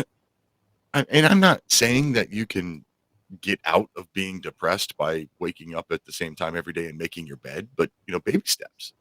It is. Yeah, it's definitely baby steps, and it's really important to have that self-awareness when you're struggling with something, just to be aware and pep talk yourself, like, okay, like you were saying, like, I'm going to set these tasks for my day. And even if it's just getting dressed in nice clothes, doing your hair, making your bed, and going grocery shopping, it's okay. You don't have to, have the bar so high that you're not going to reach it. It's going to make you more depressed, but do what you can manage, and do what you can do. And it's okay. The other thing that's really important, and society totally like looks down upon this, take time to do what you need to do, whether it's, go on vacation, go for hikes, whatever it is that works for you, disconnect from all the craziness. It's okay to take the break and figure things out and go on a healing journey than to just keep going and realizing you're going to keep hitting that brick wall, because then you're just you're making it worse for yourself, because, you can't help anyone else unless you start helping yourself. So it's really important to really, self-care is so necessary. And that could be even for women. I mean, some men like this too, but go get a pedicure. Just sit there and enjoy yourself for a moment, have a conversation with someone. It's little things that are so necessary in feeling better about yourself. And I just feel like society frowns on self-care. I mean, they talk about it, but not really as what it really means. And the young people today that are trying to, trying to take that back, I guess, are doing it in the wrong way. Like, well, I'm not going to be able to do that for this job. Like, I need to have, 45 minutes a day to do what? Like, no, your job is your job. But you get vacation time and things like that. I'm terrible about that. I almost never take vacations. I'm actually maxed out on the amount of vacation time I'm allowed to carry over from year to year. So now, starting next year, I have to take all of my vacation time, which is like 4 weeks a year. Wow. And 4 weeks of vacation time a year is like just insane amount of vacation for me. Like, I don't know what I'm going to do. That's a vacation every 3 months. I guess I have to find something to do. What a problem to have, Peter. I know. I had a great life. I know. I was like, wow. I can plan your vacations for you. Well, the other problem is I'm cheap. I'm frugal. So what's happened often is, we'll sit down and the wife and I will pick a week and we say, we'll take this week off of work. Okay. So we get it in the schedule and all that kind of stuff. But then we never plan anything. And she'll say, I want to go to the beach. And we'll get out a computer and we'll start looking at beach resorts and stuff. And then she gets frustrated and says, never mind. Yeah. And, or like all of our extra money goes to paying off debt. Like we're on track to have our house paid off in like 7 years instead of 30. And that's my only debt. So I get a little bit of extra money. It goes to paying off the house. So when it comes time for vacation, I'm like, well, I could have set aside money to do something, but I didn't. I was paying on debt. Yep. Well, it's getting a little more expensive now because it's kind of been found, but that's one of the reasons that we fell in love with camping. And I did tent in my 20s, but I have done it. I continue to do it once in a while, but it's not my most favorite. But if I'm going to go for a whole week or a week and a half, I'll have a little camper. We'll tow a little camper and everything's in the camper that you need. So you can bring your food. So you're not going out to dinner and eating, first of all, expensive food. And second of all, probably bad food, so you can cook healthy at your campsite. And then you go out and have a campfire at night, and then you can camp near a beach and you can drive to the beach. The camper stays at the campground. You go and have the day, and it really makes for a really good vacation. And then you're disconnecting from, a lot of the routine that you're doing all the time, and you're kind of breaking things up, and then you're connecting with nature because you're listening at night to, I love when we go to the Adirondacks and we camp in the Adirondacks, listening to the loons on the lake, the coyotes, the owls. I mean, oh my goodness, I just love it. I just like want to sleep. I don't want to even fall asleep because I love listening to the sounds that everything's making all around me. So, I mean, that's a pretty inexpensive, way to kind of have the vacation. And you buy the camper, it's yours. You're not paying that money to rent each time you go a, beachfront location. We've thought about that a lot, and we've thought about, do we get a camper that we drive? But then what do we do for vehicle once we get to wherever it is that we're going? Or do we get, something that we tow? But then the problem becomes we don't have a garage. We live in town. So now we've got to pay to store it someplace when we're not using it. It's only street parking here. So that's why we haven't done anything there yet. And then also, like we've got a little tiny car and a little tiny pickup truck. I don't know how big anything I could haul to be a pull behind. Right. But yeah, we've talked. We both like the outdoors. We both like the country. I mean, we have a fire pit out back, and the first year or two that we lived here, we were out back almost every night with a fire pit. And, I'm sitting there with my scotch, and she's sitting there toasting marshmallows and making s'mores. Yep. Always trying to get me to eat them. And I'm like, no, thanks. I'm not a big sweets person. Yep. I've got my scotch and my cigar. Thanks. You're good. You're good. Long as scotch and cigar. Yep. Yeah. Well, I mean, they do make some pretty small ones. I mean, that are just like, you probably wouldn't be able to cook in them, but you could sleep in them. This way you're not in a tent and you're off the ground. They are like teardrop almost shape. Yeah. Yep. So I've seen those and they look pretty nifty. I mean, that's what my husband would choose. He would choose this lightest and easiest thing to tow. And I'm like, no, I want room. You want comfort? I want the comforts from home when I'm away from home. Yeah, I had a pop-up in the past and that was fine. It, had the little tow behind pop-up. Yeah. Had a kitchen inside. That one didn't have a bathroom. So we always had to camp someplace that had a shower. Yeah. But even that, I mean, there's a KOA campground just about everywhere, and they all have showers. Yeah, most campgrounds do today. If you're going off grid, it's a little less, or some state campgrounds, maybe not. But even the state ones here in New York have really nice facilities. They've actually improved quite a lot of them. So, you could. I would think you guys should look into that again. That's my advice. Doctor's orders. Doctor's orders. Oh, yeah. But you're right. Because then when I have this problem of too much vacation time, we don't even have to have a destination. Just go. Just go. Yeah. That would be you could always plan out, like on your route, you can plan out like, okay, we're going to head north. And you can stop at different locations because you have your sleeping arrangements right behind you, right? And you can just go to some place, stay there for a couple days, and then move on to not kind of get bored in one area. You can check out a whole bunch. Then you'll come back and think, wow, we just did a lot in, a week and a half because you have the mobility of the camper. So, and if I head north from Pennsylvania, I'll be coming close to you. You become close to me. Let me know. Let me know. Yeah. Yeah, I do need to head up that way again. Last time I talked to my grandmother, she was like, "What? I thought you were going to bring Ashley up." Aw, yeah. I'm terrible at that. I am not a good family member. Well, you let me know when you do. I will. All right. So now, what's next? We got 20 minutes. What else do we talk about? Drugs what else do we have? Anything else we missed on the mental health? I know there's a lot of questions we had. Did we miss anything? I don't know. Callers, listeners, 512-248-8252. 20 minutes left. What kind of questions do you have for Dr. Jen VanDeWater, the people's pharmacist? Call and text questions to 64 my right, 646-974-4487.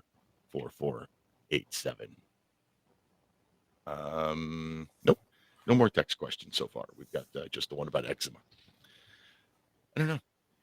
So you're doing the people's pharmacist. You are the pharmacy for us. You talked about grounding. I don't get that. I mean, I like walking around barefoot. I don't do it often enough, but I don't understand the grounding thing. I've had people explain it. We're all electrical, and I don't get it. Like I never.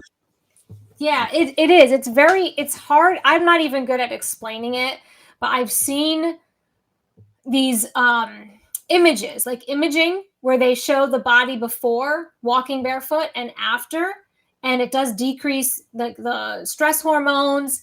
It increases the happy hormones, and the brain waves are all like everything's good. Like it just completely balances out the body. And what also they've done blood smears as well, and this is really good for people who are concerned with possible blood clotting of certain shots and spike proteins. So walking barefoot. That wasn't subtle at all. No. I'm not good at being subtle. Not a gift I have.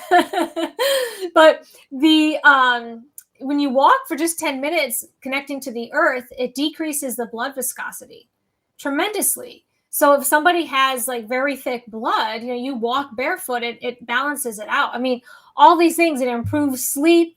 Just it's a really, really, really beneficial. I mean, I know too, my mother-in-law, I tell her to do it all the time, but she's like, I do it. I don't notice anything. And I'm like, just keep doing it.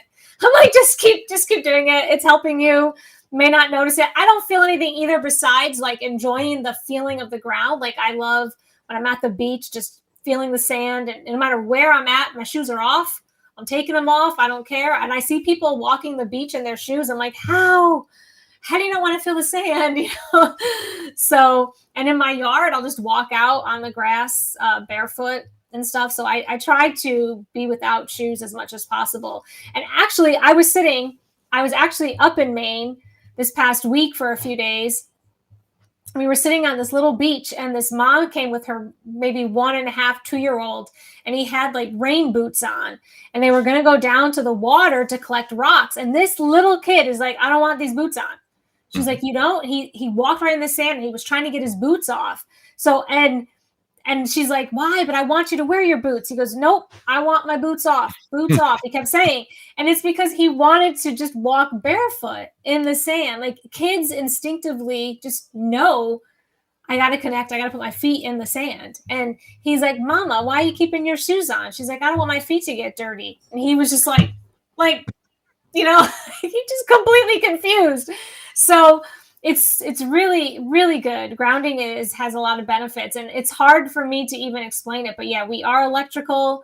We, need to balance that out. And I will say I've noticed a few things when I started grounding more. I used to have amazingly staticky hair. My hair would just touch something and it would just explode. I used to shock myself all the time too around my house touching things. Since I started grounding, no static, and I don't get shocked anymore. Really? I don't know if that's doing something good or not, but I was like, hey, I did notice that. We have a static problem in the house come winter. We have a wood burning fireplace that goes and it dries the air out. And, we're all wearing flannel and all this other kind of stuff. I constantly am shocking her and myself. I'll put the little handle, little wooden handle with a metal tip on it for opening the door on the wood stove, and I'll see sparks fly off of this thing as I'm reaching for the wood stove.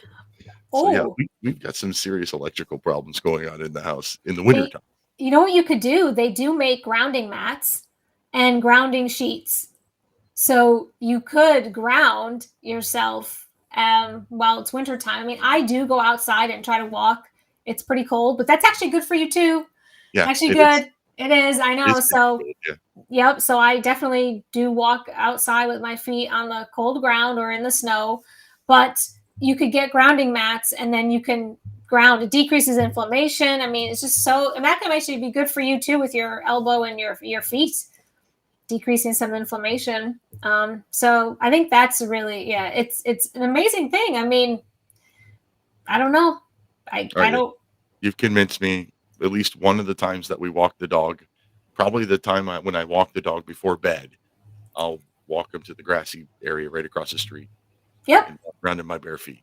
Go on your bare feet. Yep. For the last walk of the night. Yep. And let me know if you sleep any better too, trying it. I don't have that problem. No, I don't either. I know. It's... Like, good night. Yeah, I know. My head hits the pillow and I'm out. Yeah, I have the same thing.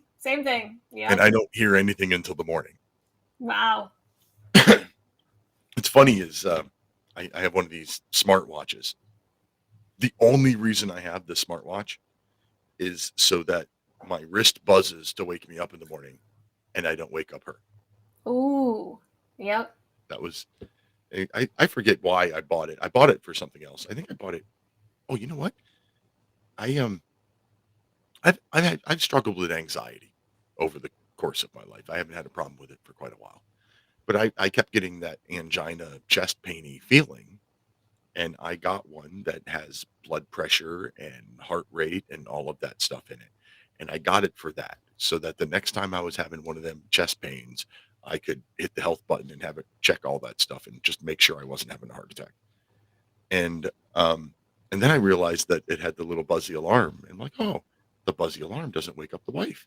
So I can get up and get out of bed without disturbing her. So then when that one broke, she was like, you're getting another one of those. She likes. So now I don't have it synced to my, like, I don't get my text messages on it and I don't answer phone calls from it or anything like that. Right. It's just for the buzzing alarm. That's so funny. Yeah. Well, hey, if it works, Happy wife, happy life, right? Yes. Where is my husband when he needs to hear that from another man? I don't think he needs to hear it. I think every man instinctively knows that, whether or not. Yeah. Well, 26 years, so it's not too bad. Yeah, it must not have been too bad. No. You put up with him that long. Yep. All right. Last time I'm going to say this for the night. Go to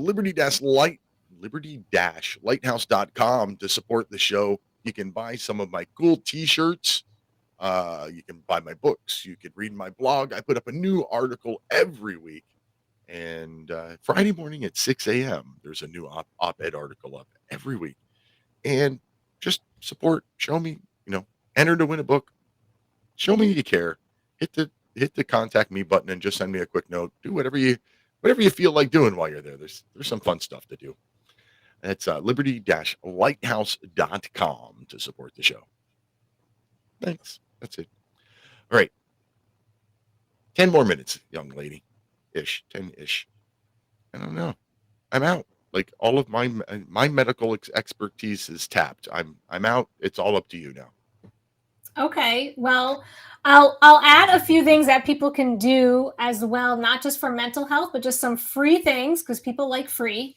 Yeah, so we all like free. And so we went over the things to help mental health, but some other things people can do just for overall health. One of the things that happens to us when we eat that bad food and the bad oils, and we are stressed out, our bodies become very acidic. And when our bodies are acidic, that increases inflammation, increases our risk of health issues, increases our risk of cancer. So a lot of times we are not aware of this until it's too late. So what can we do to keep our bodies more alkaline is drink lemon water, something as simple as just putting fresh lemons in your water. And everyone's like, oh, well, lemons are acidic. Well, when they go through the digestive process, they release chemicals that alkalize the body, and it's natural and it's delicious. And people have asked, how much lemons do you put? Whatever you like. If you like it tart, load it right up. If you like it not so tart, just put enough in to add some lemons to your water. And just squeeze them in and leave them in your water. And it's just a good way to help alkalize the body. You could also put a pinch of baking powder into your water too. You could put a little pinch of it in there to alkalize the body, but I'd rather use the lemons. It tastes nice, tasty, cold drinks. So I'll put them in all day long. And use it specifically fresh. I keep a little bottle of the real lemon and real lime juice in my fridge, and I do that whenever I drink water. But I do it for flavor, not for health reasons. Does that? I don't know if it's fresh, maybe, but I do know there's benefits to the actual lemon itself. The lemon, the outer part of the lemon, sitting in the water and soaking. Yeah, all of that actually has some really good benefits for your health. So I don't know. We usually get lemons and I'll mix sometimes lemon and lime. I'll do both because I like the both of them. So yeah, if we have limes, I'll put lime in it too. But yeah, I really think you should try to use the fresh fruit. I think it's the benefit of just the whole thing sitting in the water. Like I said, it's always for me. It's always just been about flavor. It's never being healthy. But it is very healthy. Didn't realize how acidic we could actually become. And doesn't mean because you're thin that you're not acidic. So it's really important to do that. And then avoiding those foods that, the sugar, like we talked about the sugar, the processed foods, those foods increase acidity in the body, which then leads to inflammation, which leads to other problems down the road. So that's really important too. Some things that are not free, but I do recommend people find is bee pollen. Bee pollen is not a supplement. Bee pollen is a food. It's actually something you need to eat. Bee pollen fills in the gaps where the body's lacking. So it's natural. You can find a local bee guy around and go talk to them. They probably have bee pollen. But you want to make sure the things that are really important with bee pollen is to make sure that they don't use pesticides on there, because then you're getting that chemical in the bee pollen. Right. So you want to make sure it's free of pesticides. And you could put it in food. You could just eat it whole, however you want to do it. And I use bee pollen every day, and I know it fills in the gaps where my body's lacking, and it's nice. It's just it's another food source, and it's a good, very, very good food source. It's not free, but you'll support local and help yourself in the meantime. But those are some extra tips. One of my coworkers is a beekeeper. Maybe I'll have to ask him if maybe he wants to come up with the Liberty Lighthouse brand of bee pollen. Ooh. All right. So twice tonight you've mentioned bad oils. What are good oils and what are bad oils? So the seed oils like sunflower, safflower, canola, vegetable, all the ones you see in the store pretty much that are the cheaper oils, they're like refined from gunk and terrible. If you actually research it, it's disgusting. And I can't believe we've used those as long as we have, thinking they were good. They add it, they make it look like it's oil, but it's so bad. So all those oils are toxic. And what really butter, just grass-fed butter, I haven't used yet, but I have a friend using Ghee, and they say they like it. That's clarified butter. I don't even. Yeah, she says I'm using Ghee. I'm like, what is it? So okay. She said you probably like it. I was a cook for a lot of years. So one of the problems with cooking with butter is it burns easily. Mm-hmm. Ghee, which is a relatively new term. Back in the day, we just called it clarified butter. Oh my gosh. Butter breaks into three parts. When you take butter and you heat it up and melt it, like full on melt, not get it creamy, melt it and let it set, it'll break into three parts. There's like a foamy layer on top, and then there's a milky, watery layer on the bottom, yep. And then there's this clear yellow stuff in the middle. That's clarified butter. That's Ghee. Oh. So you take, if you want to make this at home, you melt your butter, skim the foam off the top, and then put it in the fridge. The stuff that you want to keep, the Ghee, will get firm, a little harder than butter, goes back to a solid, and then the milky, watery stuff on the bottom doesn't. So you poke a hole through it and pour that out, and what you have left is clarified butter. It has a higher smoke point than whole butter, still has a buttery flavor. Also, exactly what you need for making hollandaise sauce and hollandaise sauce and béarnaise. Oh my God, I can't believe I can't remember the names of these things. It's been so long. Hollandaise sauce and béarnaise sauce use clarified butter. It's what you would get in most restaurants if you buy lobster and you get that little thing of butter on the side. That's what it is. Wow. Well, that's this. Look, I can't wait to tell my friend that's using it, because I was like, what is it? She's like, I don't know, but I'm using it and it's supposed to be good for you. I'm like, okay. So haven't looked into that too much, but this is very interesting. And then you're going to go tell her how to do it herself. And she's like, what? I know. I just paid that much for that. Yeah. $8 a pound for ghee, and I can get butter for $4 a pound. Yep.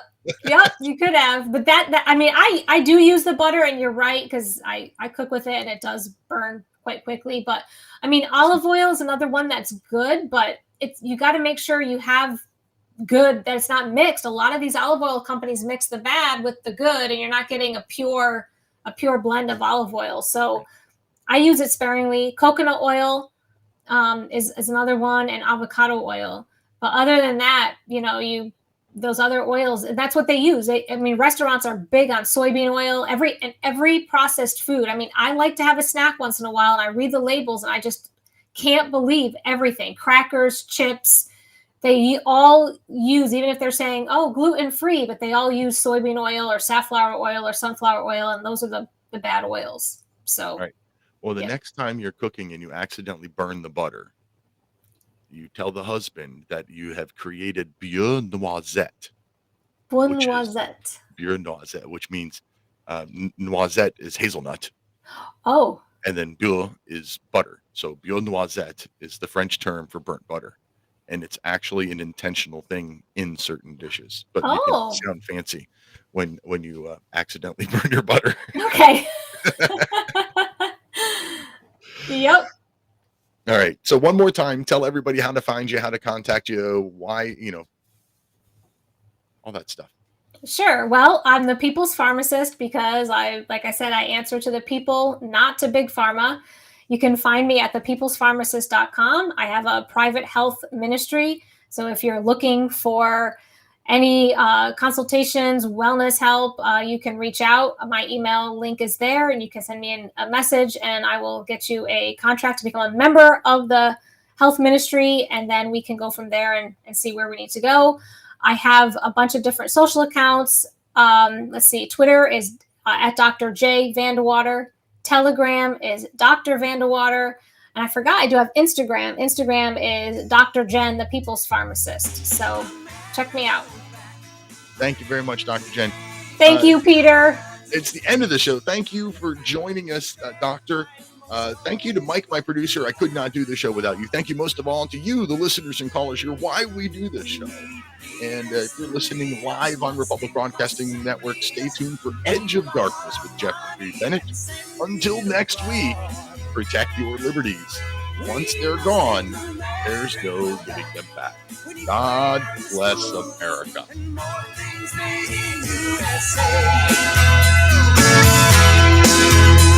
It's the least we can do for the red, white, and blue. We must take America back. We must take America